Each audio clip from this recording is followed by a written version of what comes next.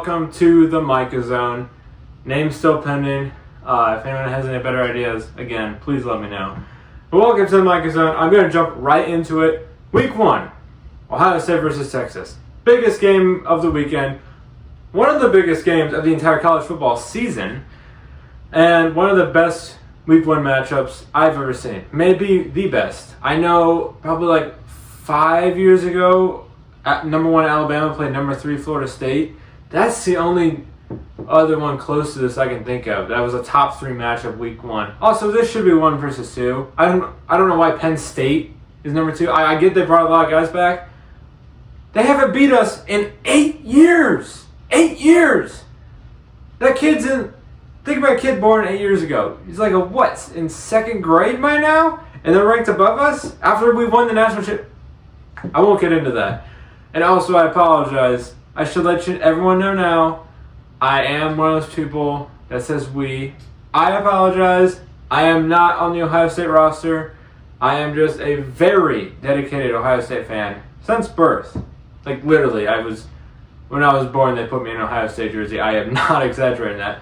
I've been saying we since I was talking. It might have been the first word I said. So I do apologize. I understand a lot of people hate that. And I that's fine. I get that. It is annoying.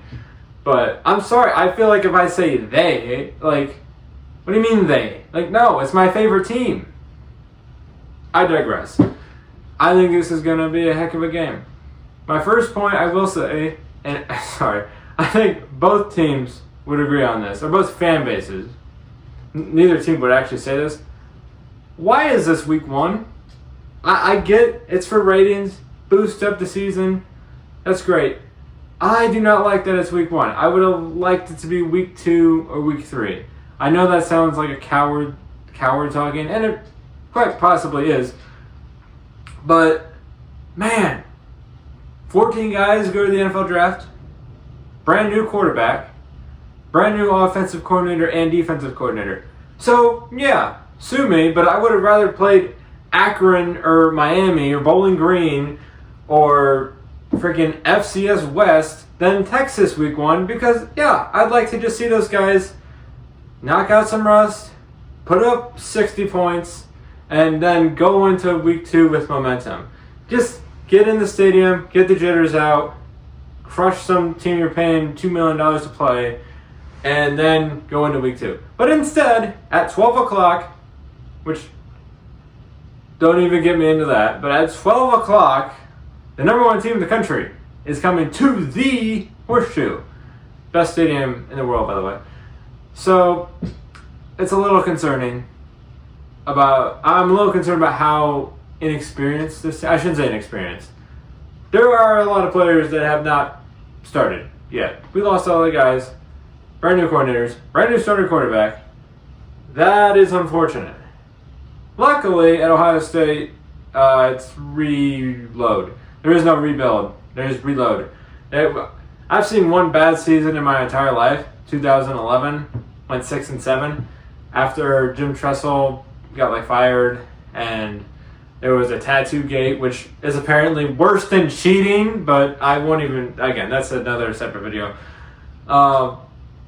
Yeah, that's the only bad year I've seen in my lifetime. I'm very blessed. I don't realize how blessed I am because a lot of fans don't get this. I have seen 2 national championships, I think 5 Big Ten championships. The most losses I've ever seen in a season, not just regular season, full season, is 2. I kind of thought I was going to get beat last year, but it didn't. We won the national championship. So, yes. Ohio State just reloads. Now, Texas also does the same. They lost some guys. That their running back is at the Cowboys now. Poor guy. I feel bad for him. But anyways, they've also lost some talent here. They lost their quarterback, but I think most people wanted that to happen. So I think that's all right. Because Arch Manning, I don't know if you've heard of him. Apparently he has 2 really good uncles, I'm sure they're really good people, but 2 uncles that were really good at football. And then Peyton and Eli, they won a Super Bowl or several Super Bowls, 4 combined. But anyways, this is a tough matchup. I think it's going to be low scoring. I think especially since defenses usually start out ahead in the season, I think it's going to be pretty low scoring. I am excited to see our new running back, James Peoples. We obviously lost Trayvon Henderson and Quinshon Judkins, or at least I think we lost Judkins. He's not going to be coming back, but I've heard rumors. That would be insane if they're announcing starting lineups and all of a sudden Quinshon Judkins comes out, who was a second-round pick in the NFL draft last year, or this year technically. That would be quite something, but I think he'll not do that, although it would be awesome. But yeah, James Peoples, new starting running back. Very excited to see him play. Very excited to see anxious to see this new offensive line. I know we have Luke Montgomery, who's very good.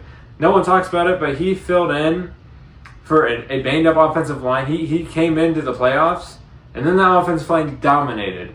So I trust him out there. I think that's going to be great. And obviously the best wide receiver core in football. So, I mean, that's pretty nice. Oh, and a new tight end, Max Clare from Purdue.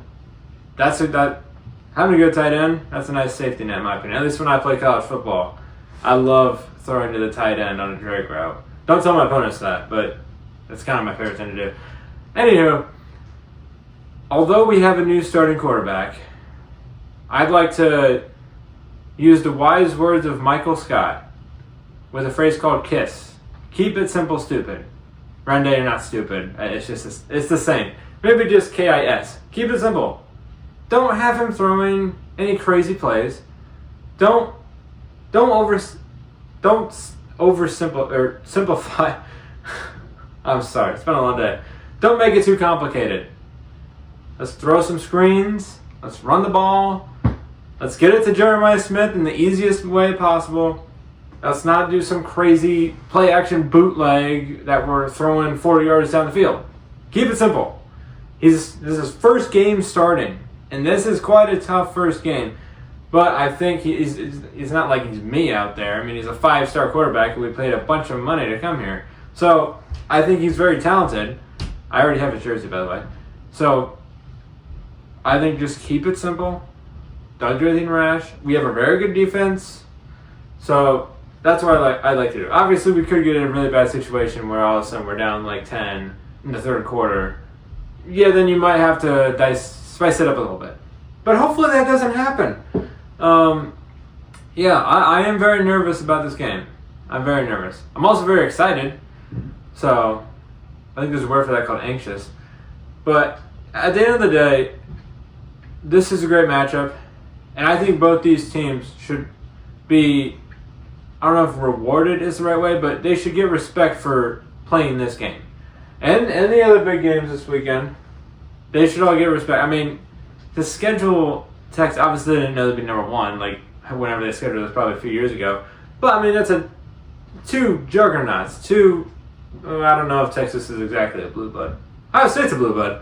Two very big programs going head to head. So even if you lose this game, the season is not over. Unless you lose by like 50, okay, then I'll be concerned. But it's not like you're not going to the playoffs if you lose this game. Like 2 years ago, in the 4-team playoff era, yeah, that would be quite stressful if you lost this game. And 12-team, I think both these teams are making the playoffs. And I think really they shouldn't get punished too much. Unless if both teams end up like somehow not doing well. Like if Texas loses and then Ohio State somehow goes like 8-4, okay. That won't happen, by the way. Neither of those things will happen, hopefully. But yeah, I just think whoever loses this game shouldn't be punished too severely. But I don't know. That's just my opinion. But also, I don't think we're going to lose. My prediction is Ohio State is going to win this game 27-24. Which actually isn't that low scoring now that I said that out loud. 27-24. It's going to be a great game. And I'm very excited. I'm very excited. Very nervous, but I mean, it's week 1 of college football, Labor Day weekend. I realize Labor Day is actually probably one of my favorite holidays because, not really because of anything, there's no presents or anything, it's just, it happens to be the weekend college football starts. So, it might be my favorite holiday. Well, second to Easter and Christmas, but they're third to Easter and Christmas. But anyways, I have Ohio State winning this game 27-24. I think it's going to be a heck of a battle. I'm going to be on the edge of my seat the entire game. I'm going to be sweating. It's going to be a good game. I don't plan on leaving my seat for like 3 hours. But unless we score except for when we score touchdowns, then I got to, jump around like a maniac and like I'm at the game. But anyways, I think it's going to be a great game. Ohio State wins 27-24. And Jeremiah Smith, player of the game, obviously. There's no trophy or anything, but he's still the player of the game. So Ohio State wins 2 straight. Remember this? Yeah. Ohio State wins 2 straight against Texas. Texas loses literally back-to-back games against Ohio State. That's my prediction. But, thank you guys for watching, and don't miss the game. 12 o'clock p.m. Eastern Time at the Shoe.